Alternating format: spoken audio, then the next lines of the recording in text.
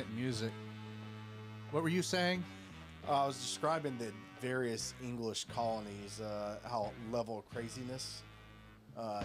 So the top craziness on my levels are, you have the Russian. Wait, we have started a show, right? Yes. Oh, you're gonna have to hold that thought. Welcome to the Outlaw Radio Show. I didn't know you wanted me to cut him off. I had him on screen. I thought we were just going for it, rolling man. into it here. We were having some fun. I didn't know you were gonna switch cameras. I didn't know Justin was gonna go into like You should have known that Justin was going to go into something. something. Yeah, ridiculous. Anyway, welcome to the Outlaw Radio Show. My name is Zach Adams. Welcome to this dysfunction. I pastor a church located just outside of Athens, Georgia. The name of the church is Calvary 316. If you're local, check us out on Sunday morning. Our service is at 10:30. If you're not local but looking for a good Bible teaching church, you can check out online. Our YouTube channel is calvary316.live, or you can watch our stream on facebook.com/calvary316. So if you're local, come visit us in person. If not, check us out on the interwebs. I am joined, as always, by the man that needs no introduction. Although, I say that and then I give you an introduction. Every time. Every single time. Pope Creighton Vaughn, how you doing, buddy? I am doing well. It is good to see y'all out there. I haven't waved at the camera like that in a long time. I used to do that every week. I'm going to bring it back. It's the mustache. It's the mustache. It makes me more approachable, I think. I will say I'm a big fan. Put it back on you real quick. Okay. I'm a big fan of your getup today, because you're repping two of my dear friends. Yes, I am. You're repping his productions Let and me move Josh this out of the Brown. way so you can see the shirt. Yeah. You're and then you also have the Dark Waters Fly Shop and what does it say? And Guide Service. Yes. So that is sweet. Good old Seth Waters, our buddy. Yes. we Josh like to- is, I believe, first Sunday of November is going to come down and hang out with us. Oh, seriously? Yeah, he's going to come down and hang out. That's and, very exciting. Might do a little bit of worship. I'm going to have him evaluate our multimedia and give us some advice on what we can do to make it better. I think it's a great And idea. just an excuse to fly out a brother and hang. So explain to the audience, just in case they're new, how this works, the cool interactive nature of it, etc. So basically the way the show works is that there are four of us in the room. I bring a topic that they're not aware of, and then I will ask a question that will become the topic of the show for that week. We will talk about it. Zach will teach a Bible study about it if it's the kind of thing that we can Bible study about. And then you guys, if you're watching live, can get in the comments either on YouTube or Facebook, which I'm monitoring on the computer in front of me. And if you have questions, comments, or concerns about the things we say, which is common, you can then put those in the comments and I will read them aloud on the show if I think they're good or pertinent, and then we can talk about that as well, so you can be a part of the show. Yes, that's basically how it works. You can also email me. Yeah, email. Beat you There to you it. go. You got me. You can also email me at popecreighton@gmail.com. That's Pope spelled like the Catholic one, and Creighton spelled CreighTon. I do need to ask you, we were cleaning out the studio, during the summer break. We did a little bit of housekeeping. We added the monitor. We did a little bit recabling.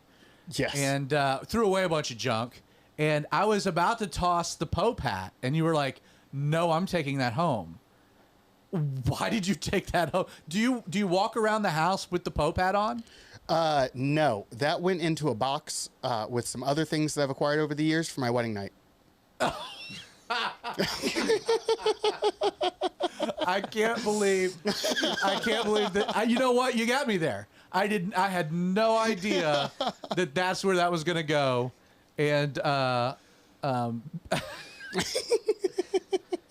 I'm not going to touch that one. So we're also joined in studio by two of our buddies. We're joined by Spice Daddy. How you doing, Justin? Spicy. Feeling spicy today. I am. Generally, how's your week going? Pretty good. Today was one of those moments in my life where You saw an animal in the wild. I saw an animal in the wild that I never thought I would ever be able to see. I don't know if you're familiar with the term sovereign citizen, but I am not. They You're gonna are have to help me. They are very. How do I say this without offending any? They're an odd bunch. Although if you offend, and- I got it. Wait, real quick. I do feel like if you offend this group of people, our views and audience interaction on YouTube could potentially go off. Skyrocket. Yeah. This is really true. Yeah, so I met one today, and I'd only seen them on YouTube before, and so it was like always watching Animal Planet my whole life, looking at these exotic animals, never seeing one, and then seeing one in person, and you're just like, they do exist. So it was a good day today. We're also joined by, I guess, second appearance. Yeah, second. One of our worship leaders at Calvary 316, Mr. Aaron Mott. How you doing, buddy? I'm doing not as spicy as Justin, but glad to be here. See, the audience can't see this, and the only reason I'm going to point it out is because it's kind of an ode to another one of our buddies, Deal Daddy Derek. But you just got to give a little glimpse of these shorts. I mean, these shorts are loud. Yeah, those are loud. Yeah, do they double as a bathing suit? No, but they could. They could. All right. Thank you for being on the show. Look forward to your opinion. These guys are with us to help me turn whatever topic we're discussing into a study, and they can interject freely, ask questions, provide feedback. Kind of want to start things before I dump it back to you, just on a little bit of a somber note. Again, I just mentioned Deal Daddy, who's a good friend of our show, has been on the show for a couple of years now. Lost his little brother unexpectedly, tragically, and he and his family are in grief and just brutal, just real tough. And so just would ask the audience, just feel like your family, and just keep Derek and his family in your prayers, and kind of a rough one. And so our brother's suffering. Him and his mom are grieving. And brother, if you watch this or not, we love you, praying for you, and we're behind you in any way. And I can echo that from the rest of these guys. So, Creighton, let's go ahead. Let's try to dive into the depths of our discussion. What are you wanting to chat about? So, by way of intro, there's a phenomenon that I experienced a couple of times in my high school or my grade school education.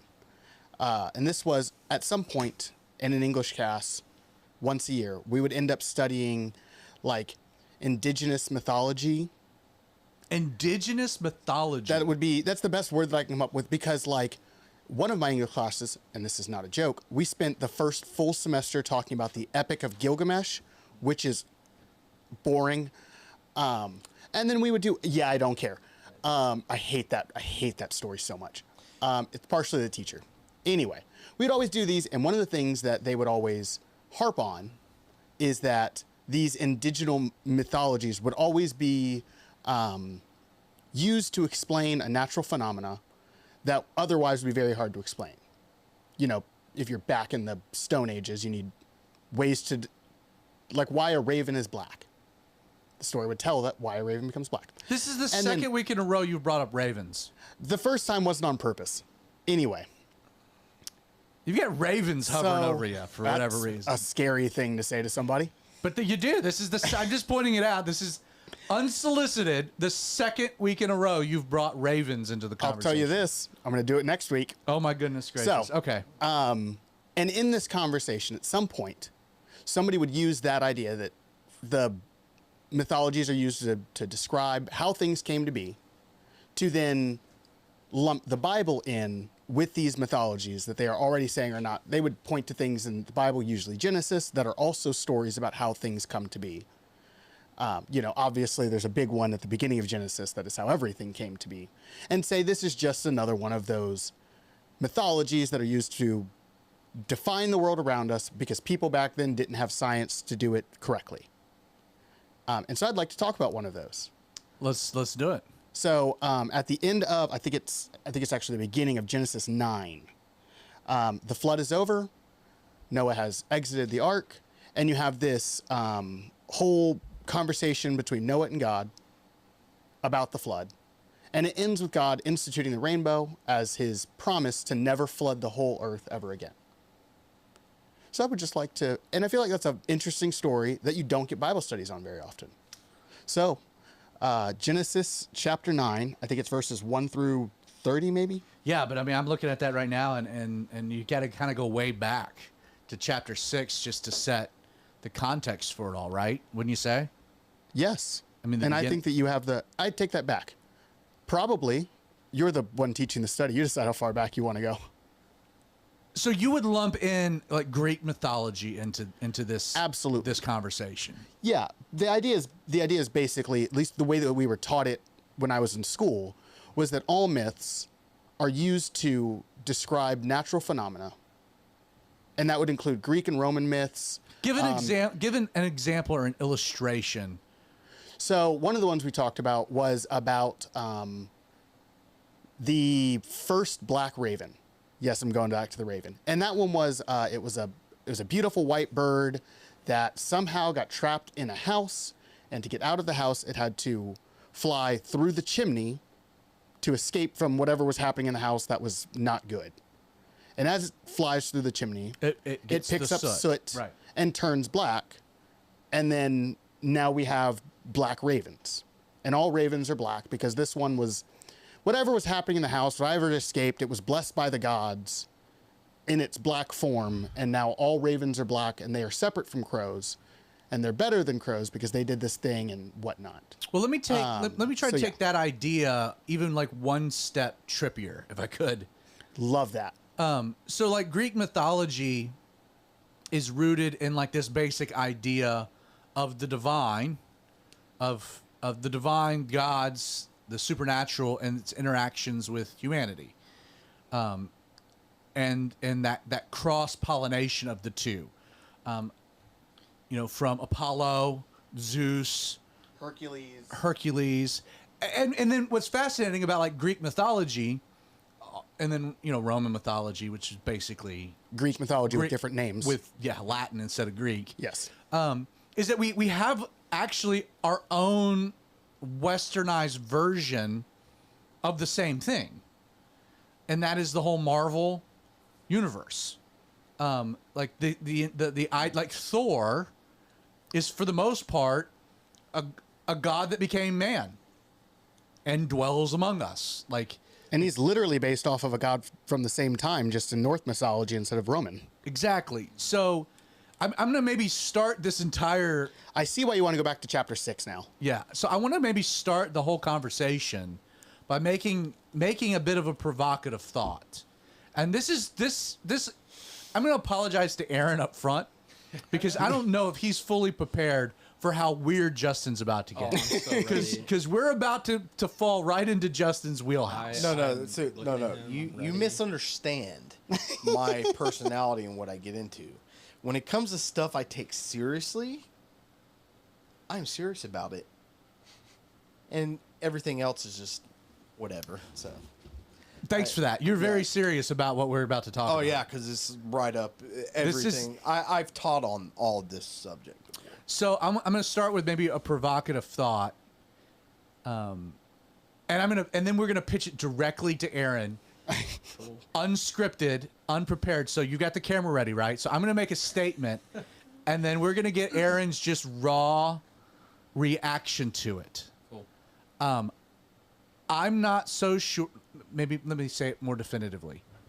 What if the Greek mythological world is not actually mythological at all, but is a description of the actual world that existed before the flood and the one in which Noah found himself?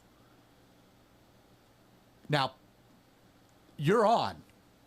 That's actually that's a fair point. That's interesting to consider because just off the top of my head, based on early biblical accounts, early scripture and stuff, the supernatural and the natural world that we know were way more intertwined. There was way more, like you said, cross-pollination between the two. I'm not entirely sure. You don't have to buy in full force just yet. I see some.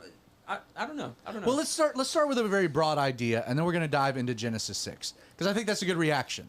Kind of sets the stage. When we talk about the pre-flood world, so in case you might be new to Scripture or the biblical account, again, we're in Genesis, the book of beginnings. The whole story begins with God's creation, a literal account of creation, that God made all things, and in him exist all things that were made. Mankind being the crescendo of that creation, and then the dividing of man into two genders, male and female, and then the bringing back together of those genders into this beautiful thing called marriage. God's creation of man to be eternal, to live forever, gave them a garden to enjoy, and yet gave man one rule. Thereby, man could express his love for God, a reciprocal love that God had demonstrated towards him. Man could reciprocate back to him through obedience. So there was one tree of the knowledge of good and evil. Don't eat. The day you do, you'll die.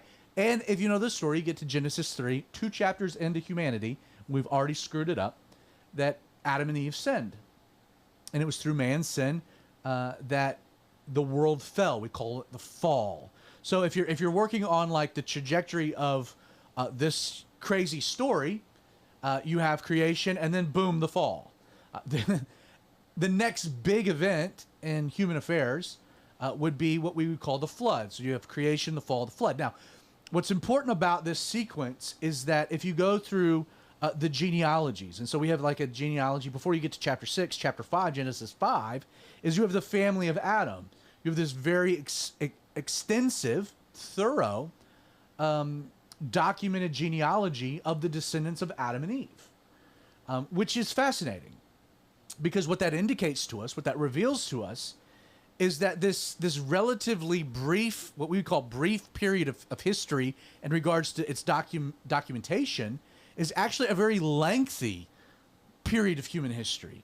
Again, this is kind of the drawback of not having the numbers right in front of me. And Justin or Aaron, you guys might be able to pull this up.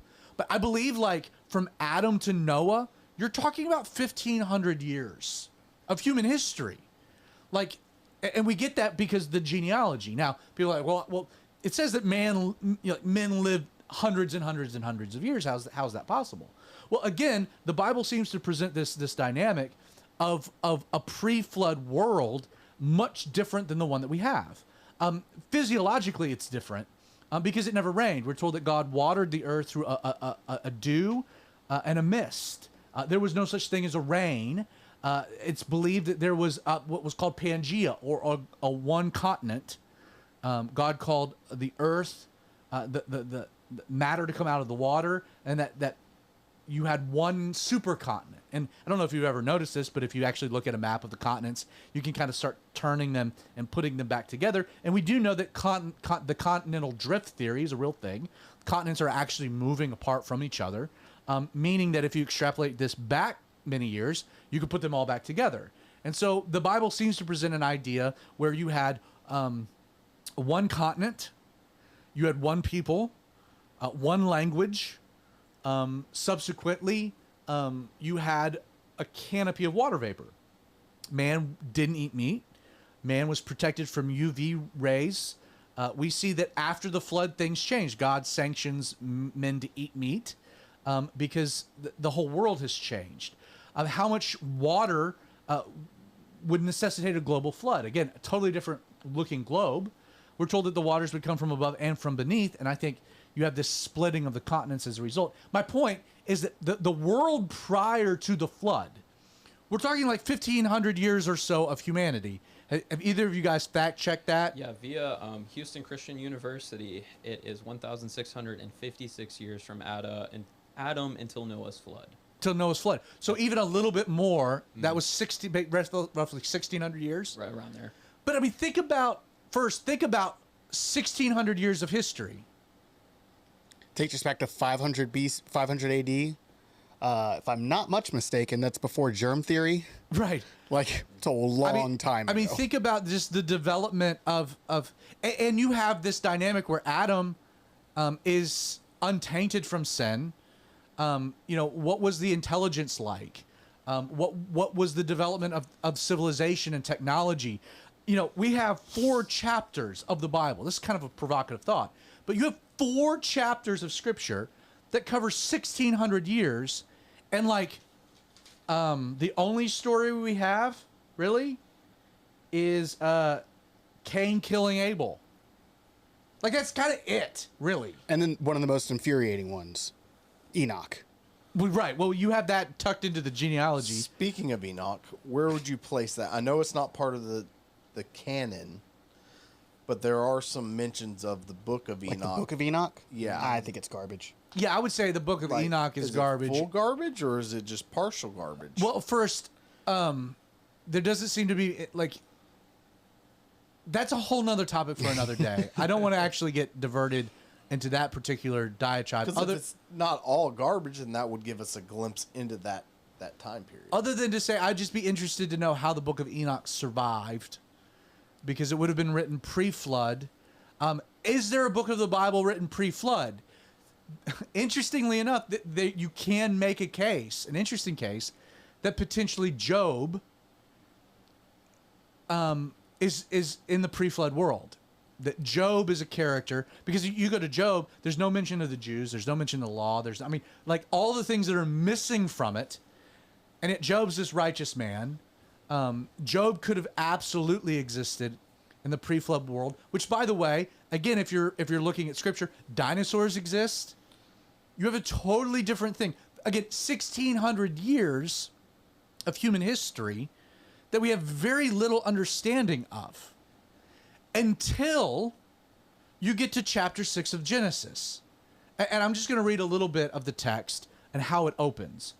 We read, "Now it came to pass that when men began to multiply on the face of the earth, and daughters were born to them, that the sons of God saw the daughters of men, that they were beautiful, and they took wives for themselves of all whom they chose. Now, as a result of this, verse 3, and the Lord said, My spirit shall not strive with man forever, for he is indeed flesh. Yet his days shall be 120 years.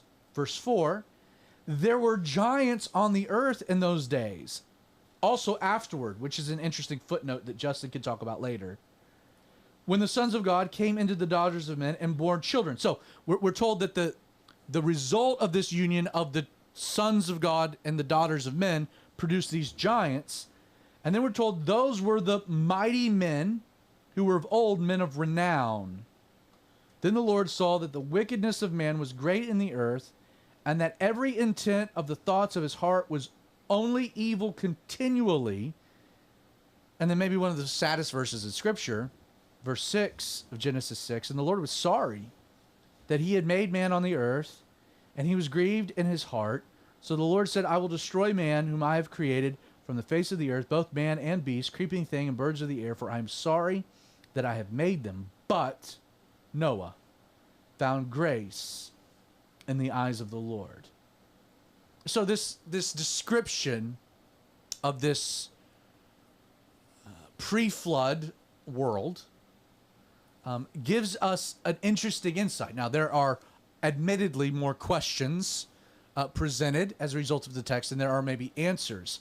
But we are given an interesting glimpse, and then we can extrapolate some things out. Why was God grieved in his heart that he had made man? And why did God decide that he was going to destroy the earth with a flood? But Noah found grace and is the only one saved. Well, the reason is what is happening within the human genetic code, within what is being yielded and produced. It seems to be, and again, we could go off on this, and Justin, you could probably do like a series of lectures on this very topic, right? Yeah. I mean, this is a very weighty idea. If you're Satan, and again, the best way is maybe try to get into the mindset of things. So you're Lucifer. You have fallen from heaven. You have been cast down to the earth. Genesis 3, in the fall of man, the cursing of man, your sentence is not just sealed that you'll be destroyed, but you're given an indication of the methodology of your ultimate demise. And that is that we're told that the seed of the woman will be your destruction. And this is the first messianic prophecy that we have, that God would provide a savior. We're told that Satan, yes, would bruise his heel, but God would crush his head. So we have this messianic thing, but the implications is God's telling Lucifer, I'm going to produce a human being that will be your destruction. And that this human being won't be of the seed of man, but be of the seed of the woman, a virgin will conceive. This will be a supernatural birth. Now, how much of the full plan did Lucifer understand or not? We're not quite sure, other than the fact that if you get all the way then to Matthew, when Jesus is born, Satan is immediately trying to destroy him, right? So there seems to be some, at least, conceptual idea on Satan's behalf of what God's plan is to redeem man and what is his destruction. And it includes the human gene pool. So if you're Satan, and we're told that angelic beings have the ability, we're told in Hebrews, that angels have the ability to take on human form. We're told that they can eat, they're physical. We're told in Hebrews, be careful entertaining strangers because you might unknowingly be entertaining an angel yourself. You go through the book of Genesis. Angels are all over the book of Genesis. And mostly they're taking on human form. Most notably, you get to Sodom and Gomorrah. And you get into this situation where the angels go into Sodom, Lot brings them into his home, and the men of Sodom are wanting to take these men and commit sodomy. They want to sodomize them. They want to take advantage of them and abuse them. They're physical beings. They want to have sex with angels. Now, angels have the ability to take on human form. God's going to use humanity as your destruction. So if you're Satan, what would be a good strategy to deal with the situation? Distort, dilute, Poison the corrupt, well. Poison the well. And so when we get this description that the sons of God saw the daughters of men, that they were beautiful, they took wives for themselves of all whom they chose. And then what is yielded from what I think is a description of an unholy, angelic, human sexual interaction is these, what were described as these giants on the earth, mighty men of old, men of renown, which means that they're famous, they're known. What's yielded? Well, again, you get back to Greek mythology. And you have what? You have the interactions of the divine and humanity. And what is being yielded? Offspring. Demigods. Men who have supernatural abilities. And so you have being described here over, and again, we have 1,500 years of this happening. Like, why does God have to destroy all of humanity and start over with one family? Is because probably all of humanity was corrupted by that point. And again, we have 1,500 years of this. What did the world look like? Do you have men throwing lightning bolts and big hammers? Like, is the Marvel universe, is there a reality to that? Like, is that far-fetched to believe that the pre-flood world, you have insane technological advances because man is incredibly bright and smart. The tainting of sin is at its infancy in that sense.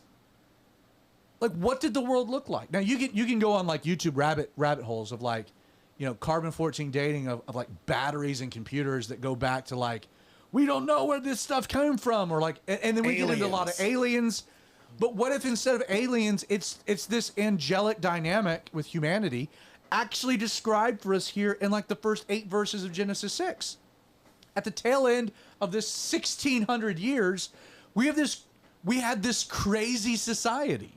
It kind of, not to beat a dead horse, but it would also make sense given that the Bible calls the Nephilim the mighty men of old, because unless I'm much mistaken, mythologies are all set in the past. Like, we think of the Roman mythology as being set in the past, but so did the Romans. Like, there's not like nobody was walking around bragging that they met Hercules, because everyone would be like, dude, what are you talking about? That was, whatever, how long ago. So even like when the mythologies were being actively believed, they were believing in things that happened in the past, which is why they call them the mighty men of old as opposed to just the mighty men or what have you. I think that's a profound point and a good point, and makes sense in its greatest context. And we don't have a lot written about it, but we don't have a whole lot of information in the first 5 chapters of Genesis. Other than the fact you get to chapter 6 and you get this description of a really totally different place, right? Which then explains why God would have to, it explains the language used here about God's grieving heart and the necessity of God taking very dramatic action. Like, hey, there's after 1,600 years, there's nothing redeemable. Like God is going to flood the earth, destroy the earth. He's going to drown everything, but one family. I have another quick thing to add about that. Yeah, go for it. Which is, it might come up in Revelation, but when Abraham is talking to the two angels before they go to Sodom and Gomorrah, doesn't God say that he doesn't judge the wicked and the righteous together? I mean, that if he wiped out the entire earth, Well, that's that would that's the whole imply- idea of Abraham pleading, like if there's Right. righteous people, will you spare the city? And God, like they have this deal. If there's 10, that's where they get to. Right. I'll spare. There wasn't 10. So that would, corroborate the idea that there weren't 10 righteous men on the earth. And those prior that to the were flood. and those that were righteous in the eyes of God, he preserves, which is Noah, his wife, and his 3 sons, Right. who are not perfect people, By any means. but they believe God. So you have this really interesting dynamic, this interesting earth, this interesting looking world. And I don't think that this is a leap from what the text itself is saying. You get to Jude. Jude has some interesting things. In fact, Justin, if you could pull up Jude, where we're told about the angels that are reserved in judgment. And Jude also brings up Enoch. Jude, this weird book, small little book, at the end of the Bible, he's like, oh, yeah, there's a couple of things that you should probably need some clarity on. Let me tell you a little bit more about Enoch. And he was a prophet of the end times. Right. The tiniest bit about Enoch, by the way. Right. What chapter in Jude? Right. The only chapter in Jude. Thanks, Justin. Trick question. Enoch, and then the angels that left their proper abode. That's the passage. You have it yet? Yeah. Yeah, read for it. I'll start from verse 5. But I want to remind you, though you once knew this, that the Lord, having saved the people out of the land of Egypt, afterward destroyed those who did not believe. And the angels who did not keep their proper domain, but left their abode, he has reserved in everlasting chains under darkness for the judgment of the great day. Let me keep going. No, I think that's it. So 'Cause it gets even better. read it then. As Sodom and Gomorrah and the cities around them in similar manner, to these having given themselves over to sexual immorality and gone after strange flesh, are set forth as an example, suffering the vengeance of eternal fire. So and again, I think that's a great point. So Jude links a few ideas. People will talk about Sodom and Gomorrah and say that God dealt dramatically with Sodom and Gomorrah because they were gay. I mean, you'll hear that. You'll hear pastors that will say, it's actually the root that we get sodomizing from Sodom and Gomorrah. And that they saw these men and they wanted to have sexual relations with these men. That might be true. There might be an element to that. I think it's way more devious, which explains why God deals so dramatically with Sodom and Gomorrah in the context, and then provides us a little bit more clarity why God dealt so dramatically with this pre-flood world. What was really going on in Sodom and Gomorrah that God had to judge like this? Seems to be, again, according to Jude, they were going after strange flesh. Meaning what? The men of Sodom recognized that the two angels were angels. They were angelic beings. And what did they want to do? They wanted to commit the same sin of the pre-world flood. They wanted to have sexual interaction with angelic beings, strange flesh. And we're told that any angel that does this, there's a special place that they're reserved for. Again, not to get off on a crazy tangent, but you start studying the occult. Do you know how much sexual interactions with the occult, like sex with demons, is still a thing? Aaron, I see your reaction. You want to jump in there? Oh, it's good to hear you talking about it, because I've gone down that rabbit hole a little bit just in terms of study in the spiritual side of things, and there's a ridiculously heavy prevalence, and it goes back to as far back as this. There's sexual deviancy, Mm-hmm. and you also find that there's a lot of child sexual deviancy. Absolutely. Equated to it from child sacrifice to actual child rape. Not to get crazy. You watch some of these pro-transgender videos on X, which is Twitter. I used it properly. It's X now, not Twitter. But like libs of TikTok, or Gays for Groomers, Gays Against Groomers. Like, they post videos of, like, videos that people have actually recorded and posted on the internet talking about kids, and you look at them, and the first thought I have in mind, they're totally demonic. Yeah. Like, possession demonic. I could send you 100 videos in the next hour of where you're like, that person is demon possessed. It's the only explanation for this. This is wicked and wrong. So you have this passage in Jude, which seems to link God's dramatic judgment of Sodom and Gomorrah, not necessarily over homosexuality, but over sex with angels. So, which then ties back to yeah, I think it goes Noah back and the flood. calling these people demon possessed, but I don't think God didn't destroy the earth because all the people were demon possessed. He didn't destroy Sodom and Gomorrah because they were demon possessed. I think the depths of their depravity had reached such levels that are exhibited by this sexual deviancy. That, like, the sexual deviancy is just the It's a symptom. It's a Or it's a- symptom, and that, I think that's the most.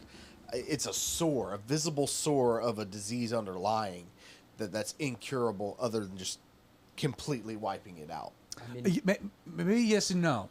Yes and no. So, okay, let's provide a little clarity. The difference between an angel and a demon. I see where you're going, and I didn't want to get into that without. Well, I'll just very quickly. It doesn't have to be a prolonged conversation, but so angels, they're all angels. So if we're talking about the categories of creation, God is uncreated.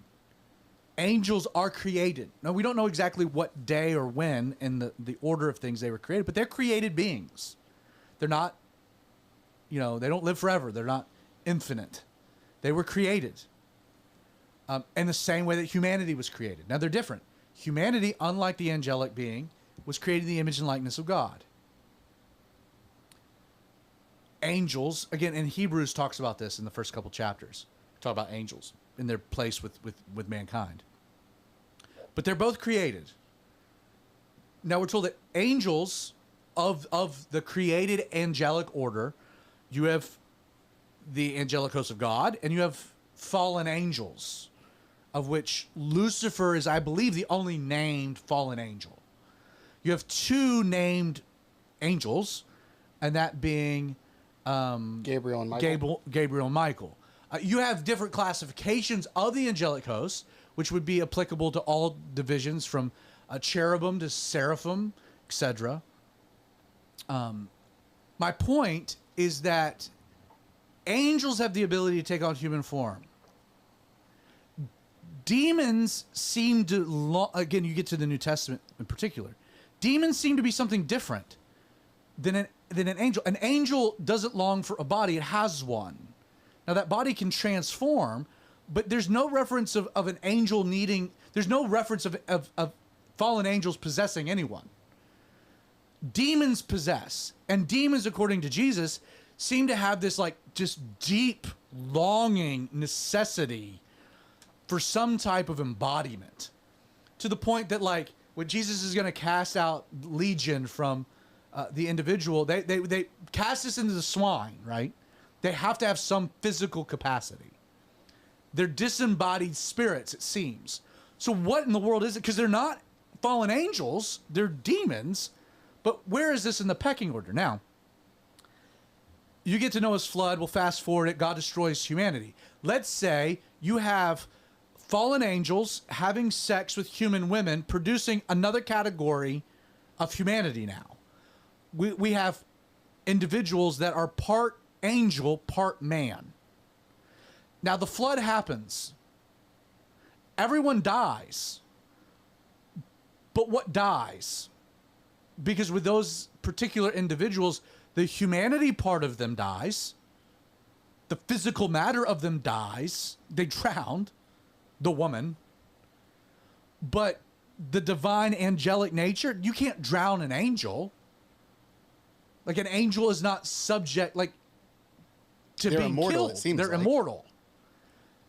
So could it be that third category of angels, you have humanity, but this third category of these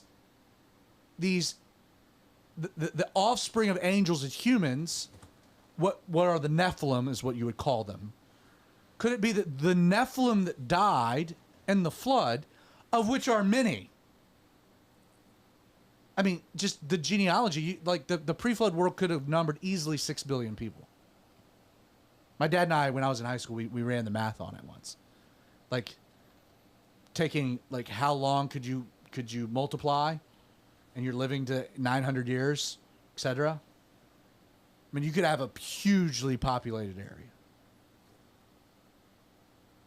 I think that the people that died that were the Nephilim become demons.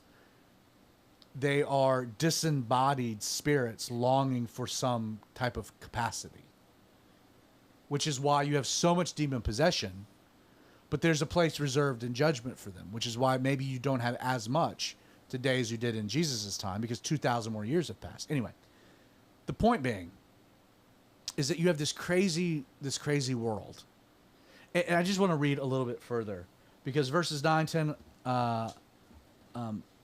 verse 12. So God looked upon the earth, and indeed it was corrupt. And then note this. For all flesh had corrupted their way on the earth. Again, doesn't that fit the description of all of this? So God said to Noah, the end of all flesh has come before me, for the earth is filled with violence through them. And behold, I will destroy them with the earth. Note, God's specifically wanting to destroy them. There's an intention here. And then he gives the description of the ark. He says, behold, I'm bringing, verse 17, floodwaters on the earth to destroy under heaven all flesh. I will establish my covenant with you. You should take your wife, your sons' wives, every living thing. God talks about the 2x2. Build this boat. Now, understand. And then God gives him the blueprints for it and, like, do this thing. It takes him 120 years to do it. Now Noah, when God comes to Noah, is like, hey, Noah. And I love the fact that Noah found grace in the eyes of the Lord. Like, there was nothing about Noah that necessitated favor. This is unmerited favor. He's declared in Hebrews 11 to be a righteous man, a man of faith, but his faith was demonstrated in his obedience. God comes to Noah and says, hey, bud, I'm going to destroy the earth. Excuse me? How are you going to do that, God? I'm going to flood it. Oh, okay. Flood, duh. Should have saw that coming. Exactly what's a flood? Because, again, keep in mind, that's just never happened before. Because we don't have rain. So God's like, oh, well, a flood is when it rains too much, water accumulates, wash it. Oh, the rain causes the flood. That's, I should have seen that coming. What's the rain? Oh, it's when water droplets start falling out of the sky. Like, this is the trippiest thing that Noah has ever heard in his life. Okay, I get it. So water is going to start falling from the sky. It's going to create water that's going to cover the earth. People will drown. So exactly, how are you're going to make a boat? What now? A boat. What will this boat do? It will float on the water. Like, again, imagine, this is the trippiest thing you've ever heard. And yet God's like, you're going to go build it. And I'm going to save, the animals, save humanity. I have a plan. Like, this is, and Noah obeys. And for 120 years, he's ridiculed. Like, what are you doing? I'm building a boat. For what? The rain.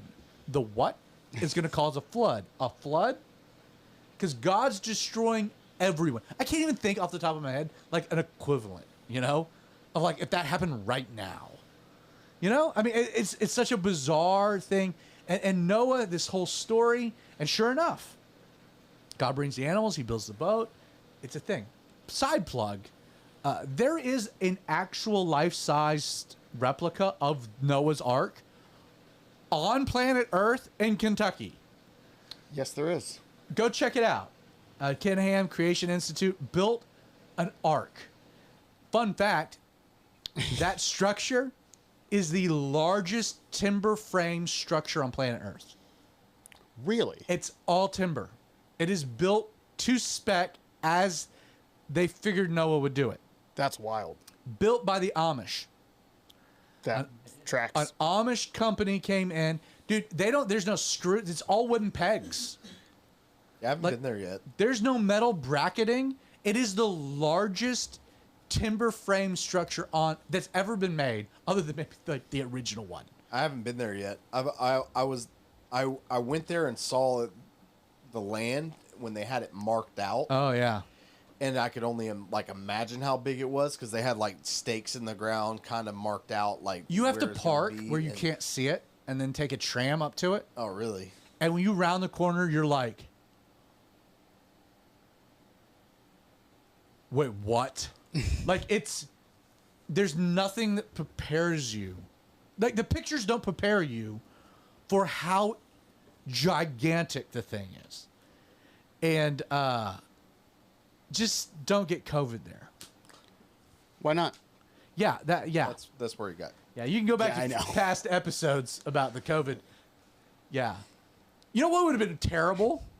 Go visit the Ark, and then 10 days later meet Noah.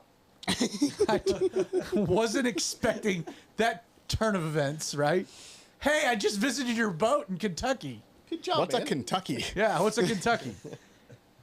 Anyway, so you have this crazy story. They're on the boat for a while. The waters, I mean, just gnarly. Will land reappear? What will that look like? What will the earth be?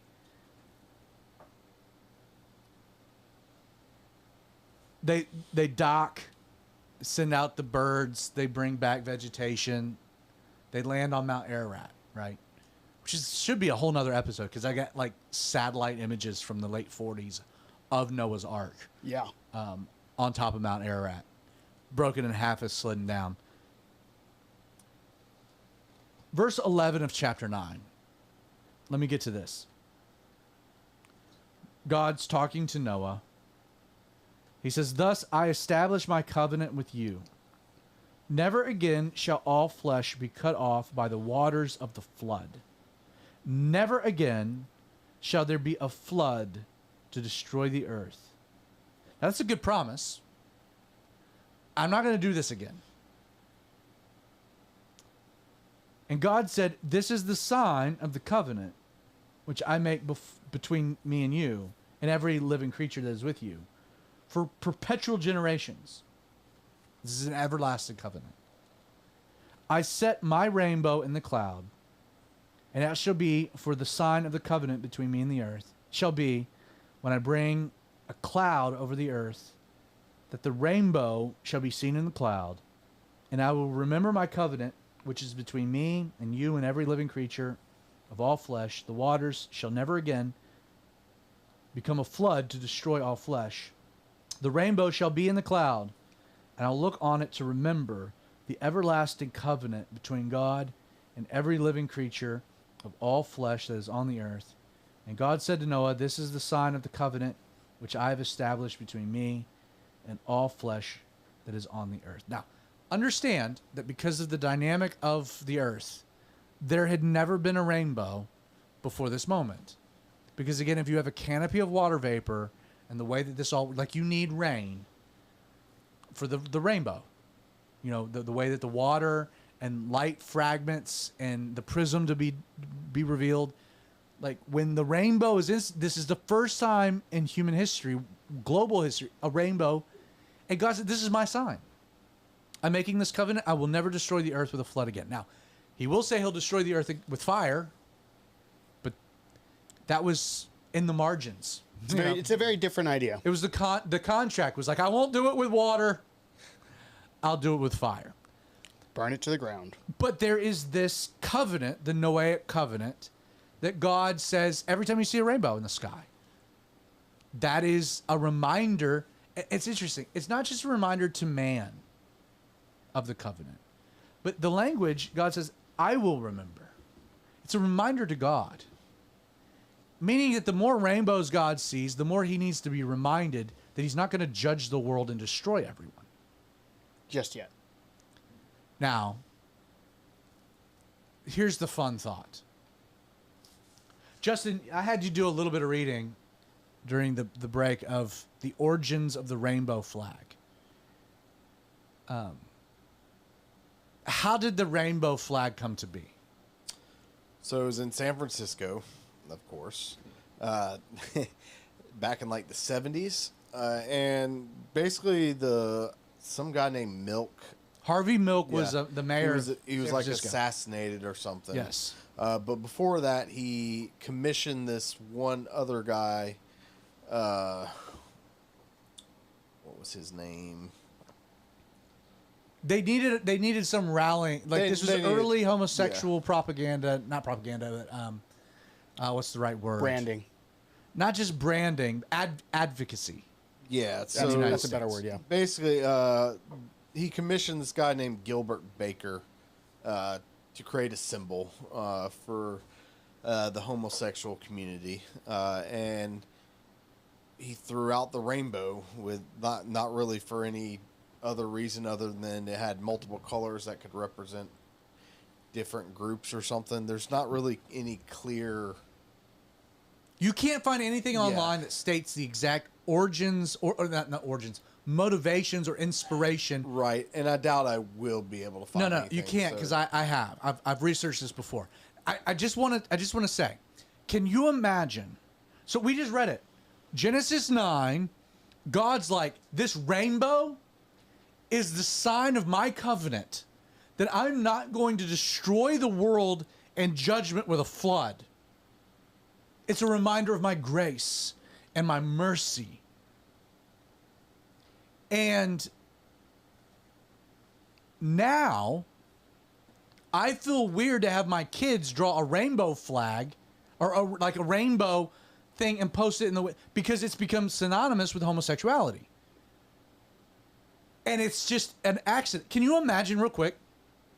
Can you imagine if Harvey Milk and what was his name again? Gilbert Baker. Gilbert Baker. Something Baker, definitely. If they were like, hey, we got this new symbol for our movement. And it was the crescent moon of Islam. Can you imagine if they borrowed any other symbol from a religious persuasion and like, we're co-opting this. This is now the symbol of our sexual lifestyle, which, by the way, stands in direct opposition to what the biblical scriptures have to say. Again, I'm not saying like have some symbol or do something, but it's not an accident that this is what was chosen. Why? Because it is a direct insult. And that's what Satan does. Satan mars what God finds to be sacred, doesn't he? He does that with humanity. He does that in so many ways. But just the fact, I just was thinking about it. Can you imagine if they were like, yeah, we're going to take as our banner something, steal some symbol of the Islamic community. And yet Christians are just fine with handing over something that is, like, we should be outraged. We should be offended. We should have an actual beef. Not saying, like, you can't have some symbol, but you're taking a religious image. It'd be like it's like I get insulted when I see someone take like the inverted cross. Because they're directly articulating a point, aren't they? Mm-hmm. Like they're saying something. Yeah, but like for me, Oh, you know what's I don't really get offended because I'm not the one they have to worry about offending. Well, that's true. That's a valid point. And that's usually what I tell them because they look at me and they do stuff to look at for my reaction. I'm like, why are you worried about me? I'm not the one that can destroy your soul. So they're trying to offend God, not us. Yeah, but I can be offended on behalf of God. What'd you say, Creighton? I can be offended on behalf of God. Yeah. Like I follow the same with you. I'm not a very reactive person most of the time. But I get what Zach means. Like it is like this is a bit strong. And Muslims this one isn't, would have a big problem with the crescent moon, like, right? I mean, you can even take it a step further to the like what do they call themselves? Liberal Christians, not like Christians who like socialized healthcare, but like progressive. That's the word. Progressive Like progressive Christianity. Every now and then you'll see them, and they'll be in like a very faux Catholic getup with a lot of rainbows on it. And I'm not Catholic, but I'm like, come on, like, what are you doing? Everything that you're saying the is transgender nuns. yes. It's like everything that you were saying is against the thing that you're wearing. Of stuff. Right. What do you I'm just expect- saying that what it do you makes expect- sense for people to feel a certain way Right, about it. and I understand that, but like, what do you expect a non-believing world and unbelievers to do? Also true. But that's my point. Is that it is the mockery of it that should be insightful to the motivation of it. Like the rainbow flag is this like innocent thing, and like people hang it in schools. You can't hang a Christian flag in a school. You can't hang a Muslim flag in a school. But they can hang the rainbow flag in a school when its origins and its essence is making a mockery of a divine covenant of God. And it's like, well, wait a second. Like, why is that okay? Why is that permissible? Why shouldn't I say, you can do what you want, but you just told me what you are. And for those that think like the gay lobby is some innocent new civil rights movement, no, there's something demonic behind it. And I will call it demonic because they're intentionally using a biblical image that God instituted all the way back in the context of everything we've been talking about, where it's like the demons are like, yeah, we want God to know we're taking his symbol about our stuff. Again, the civil liberties thing is fine. You can do what you want. Am I going to get offended? Am I going to be upset with you? No, it should tell you something about the person. Right. And I think that's the issue. Is like, I'm not going to be offended, but I should be telling them what they're getting into. Like, they're asking for the wrath of God by doing that. And I think you see that biblically, where, you have the people warning these people, the wrath of God's coming unless you repent of this. And openly mocking God is going to bring his judgment.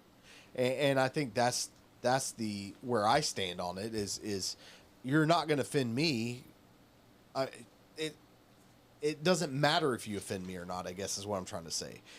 It matters if you're offending God, because he's the only one that can do something about it. Aaron, jump in here. What are your thoughts? You're kind of the youngest of the group. You come from. Mm-hmm.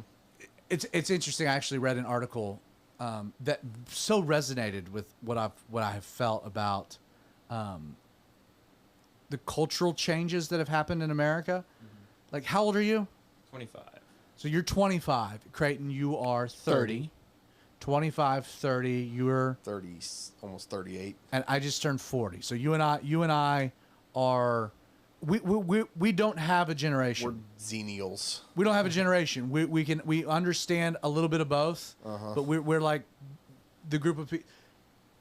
I didn't grow up with a cell phone. I didn't grow up with the internet. I didn't grow like the world I grew up in is so radically different than Creighton, the world you grew up in. But then social media changes. Mm-hmm. Right, because I can remember when my parents got their first cell phone. Like the 5 years between you to Aaron. It's big 5 years. It's a big 5 years. So that's why I think it's cool to have you on the show, because you bring. I don't want to like label you a Gen Zer or like anything. Oh, he's stupid. a Zoomer for certain. Zoomer or whatever. I don't like. Who cares? Like you're Aaron Mott. Mm-hmm. You're your own man, but you have a totally different. Like you grew up in a normalization of homosexuality. Mm-hmm. Absolutely. What are your thoughts about this particular topic? Just from that angle. You think anybody that ever paints a rainbow on whatever, they're thinking about that at all? No. Absolutely not. And I think there's a huge divide there when you talk about, like the gap in our generations. It's really from the perspective of my generation, at least from what I've seen, it's very one-sided and an us against them sort of way. And it's everybody, in this generational category, or everybody above this age threshold, whatever, most likely has these certain beliefs, and they are not hip with, where we're at, and they are not progressive, and it's often an anti-religious connotation. They're religious and we're not. We're past that. We're smarter than that, whatever. And so it has definitely been not only a normalization but a promotion in the circles that I'm in of this sort of lifestyle. And when you say, do people think about this sort of stuff? Absolutely not. It's very face value, absent-minded sort of thing. But at the same time, going back to what you said about hanging these flags, the rainbow flags in schools, when we wouldn't hang religious flags or whatever, I think another huge element that people are forgetting is that this nature, the flag specifically as a symbol, is very sexual in nature. It has to do with your sexuality, what you define as, what you're attracted to, whatever. But what place does that have in schools, anywhere to do with children? Why are we pushing this on children? Why is this being promoted as a cultural lifestyle with children? Why does it have anything to do with children? I would completely agree with you. The thought, the Creighton, not just Creighton, but Justin, I think you'll sympathize with this. For our age group, there was like this big cultural movement that like stigmatized hardcore the idea of being evangelistic. Like the idea of trying to convince somebody else that your belief was superior. Like actual practical evangelism was completely stigmatized, frowned upon. It also gave rise to the seeker-friendly movement, which had a different agenda. But like Christians were told, were screamed, don't evangelize. Like, you do your thing, that's fine. We'll do our thing, that's fine. We just don't want to hear your crap. Like, leave us alone. That was the deal. That was what the world was saying to the church. You believe this, that's fine. We can be friends. Just shut up. That's what it was. Just shut up. Don't evangelize us. You can't evangelize at work. Don't evangelize at school. Just go with it. You have your beliefs. Hold them. That's fine. But trying to convince somebody else, that'll get you fired. That'll get you ostracized. That'll get you kicked out of school. You can't do that. And you know what happened? Christianity went along with it. Yep. Because it's like, well, we can be at peace. Move along to get along. We can be at peace. But what has happened, what's been revealed is the motivation to shut up Christians from evangelizing was to create a vacuum so the other side could evangelize. Because everything the gay lobby does, we were told 20 years ago that was inappropriate and bigoted. There was no peace. This is the thing I've brought up in Judges. Like, you try to make peace, like, your spiritual life is a life of warfare. It'll always be that. You saying that just reminded me of this, like, I guess it was a TikTok. I don't have TikTok, so I watch it like every other adult on Instagram. So I watched this video, and this dude going around interviewing, obviously a super liberal person. He's like, do you think it's okay to transition children? And she goes, yeah, before he finished the sentence, to Christianity. And she goes, right. Right. Like, and Right. she was all on board until he said that. And then it was, so yeah, I think, I don't Well, know. it goes to the bit, like, the biggest problem I have with Republicans is that we believe that the Democrats are playing the same game. That there are rules. We shouldn't impeach Biden because, we got to be bigger than that. They don't care. Like, there's no, like, you're playing with rules when the other side is playing with no rules at all. They just care about winning, and you care about having rules and being liked. And you're going to lose over and over and over again. We care about election integrity. The other side doesn't give a flip. They care about winning. And until you, like, we're going to win, and it's like, within the Christian world, it's like, well, we want to make peace. We want to do, there is no peace. There is. There's the truth stands alone. I remember speaking about the feeling that evangelizing is wrong, at least in a public manner. Like, I definitely remember that growing up, and I actually remember when I stopped feeling that way. I can think about it. It was when I was in college at the BCM. Do you know who Penn and Teller is? They're a comedy duo. It's a Okay. big guy with long black hair and a short guy with short brown hair who doesn't talk. Like, that's part of their bit is that I think it's Penn is the tall guy. He talks all the time, and the short Gotcha. guy talk. Anyway, Like you and I. kind of, yeah, except I talk sometimes. Anyway, there was this video of Penn, and it's just like it's a, early mid 2000s vlog style where it's very dark and he might be shirtless and it's like a camera very close to his face as he's talking. It's probably 10 minutes.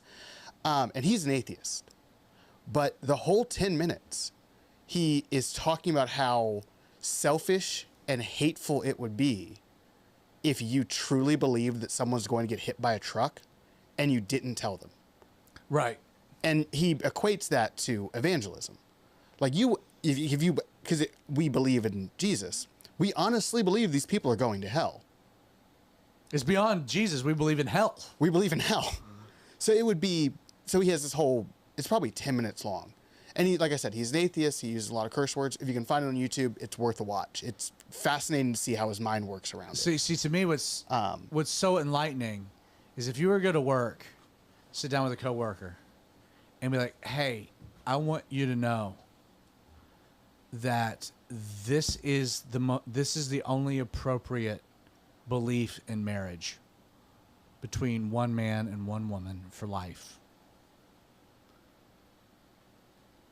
You would get fired. Mm-hmm. If someone comes in and says, "Hey, I want to tell you that love is love and anyone can love whatever," you make it your own moral position. That's fine. Again, the goal was to shut you up so that the vacuum can be filled with the falsehood. Yep. I think that only works for so long, and you're starting to see the repercussions of that. You're seeing it now with Bud Light, for instance, Budweiser in general. They've lost 30% profits. They're selling off beer. They're selling it off. Beer brands. They've lost so many. And so I think we're reaching a tipping point. And I'm not just talking about believers here. I'm talking about natural cultures. Because in most cultures, homosexuality and taboo sexual preferences are anathema. They kill people. They throw them off roofs in the Middle East for doing it. And so I think you're seeing a tipping point of this cultural. It'll be interesting to see where it goes, and I want to have that conversation. But I think as a Christian though, it's you have to warn people of the judgment to come. And I remember telling one of my friends, I was like, he's not a believer, and I was just like, listen, I'm not going to be your friend and not tell you at least one time. After I tell you, it's on you. And I think that's basically what we have to do. Let me bring it one step further, which I think might wrap it up a little, land the plane, so to speak. I think I want to make a T-shirt that has the rainbow flag, and it's Genesis 9 through it. I'd wear that T-shirt. As a conversation piece of like, hey, your lifestyle is your lifestyle, but can we talk about what that actually means? This is way before your movement started. And we can talk about God's judgment. We can talk about his grace. We can talk about transformation, new identities in Christ. We can talk about, and say, let me ask, this is a question that should be asked. Why do you think that the movement you're a part of chose that symbol? Do you think that there's maybe something demonic behind that? Anti-God behind that? Blasphemous behind that? And if so, what should that reveal to you about what you're trying to be a part of? Because you think Satan has a good will for you? You think he cares? The Bible tells us he's only seeking to Kill, steal, and destroy. And so why shouldn't we, I think, be more provocative? And be like, that's not your symbol. And the fact you're taking it, commandeering it, reveals something we should discuss. I guess that's kind of my point. We went all over the place, Creighton. Yeah, Thanks for that topic. I wanted to have a fun conversation about the end of the world, but I mean, no, that's what we did. That was great. And that's not a rainbow. That by the way, that's not a rainbow flag on your shirt. That's a trout. Yes, it sure is. It's a rainbow trout. It's a rainbow trout. Oh my gosh, yeah, it absolutely is a rainbow trout. Tied it all together. Hilarious. I've heard they're delicious. I don't think I've ever eaten them though. I don't know if I have. Aaron, what are your thoughts? Final thoughts. If you give a mouse a cookie, man, evil is never satisfied. So be provocative, stand up against it. And it's okay, right? It's okay to stand for truth. Absolutely. I think we bought into the lie that we shouldn't vocalize. Well, man, the world tells us not to evangelize, but Scripture tells us to go and evangelize and make disciples of all the nations. Amen. So, I mean, what are you going to do? Amen. I completely agree with you. Even with those shorts on. Even with the shorts. Spice Daddy, what you got? I don't remember the original question, but there's lots of info out there on different cultural things of the flood. Guess final thought: God's final judgment is coming. Hope you're ready. It's true. I Creighton. have one last thought. Yeah. Anybody online? We get any interactions? We do. We had, I think this is from earlier. Jennifer asked if jams are coming back. I assume that is what she's calling his shorts. I've never Honestly, heard them that called had to have been the jams. most relevant question in this conversation. Uh, Are they coming back, jams? I don't know. I found these at a thrift store. So Nice. I can't tell you. I don't know. Makes hit. sense. We also have a hello from Rachel and Miss Ann, as well as Josh telling me that I have a fresh hat, which he's not wrong Josh about. Brown. Yes, he was dropped in this. He's got like his ears tickle every time you rock the hat. His ears burn. Also, I need to make a quick correction. The background on these letters is not a rainbow trout. It's actually way cooler. Each letter is the belly pattern from a different fish. How do you know that? I like to make fishing lures, and you paint those to look like fish. Oh, you actually know that. Oh yeah, that one's a pike. Or someone didn't leave that, That one's a online. rainbow And when like trout. Seth dropped in and be like, no, that's not That the one's a logo. bass. That one's a salmon. It's really cool. I didn't notice that when I put Is the there shirt a on. word for like a nerd fisherman kind of thing? No. That's Is me, it- bud. I he's- like biology in all ways. fisher nerd. A Seth. That's A really Seth. it's really cool. Yeah. Dark Waters is his fly fishing company up in the UP. He's a pastor. He pastors the Calvary Chapel in Iron River, Michigan. And he makes a living doing fly fishing expeditions. I just like how he has Sasquatch on this. I think that I'm one's a a big bluegill. Sasquatch fan. I know you are. We didn't get to that We tonight. did. I know I'm you're a little I disappointed. am disappointed. Yeah, I know. I have some great Bigfoot theories. You I sure know. do. On that note, we're going to bounce. You got anything else, Gray? No, sir. All right, I'm going to hit the music.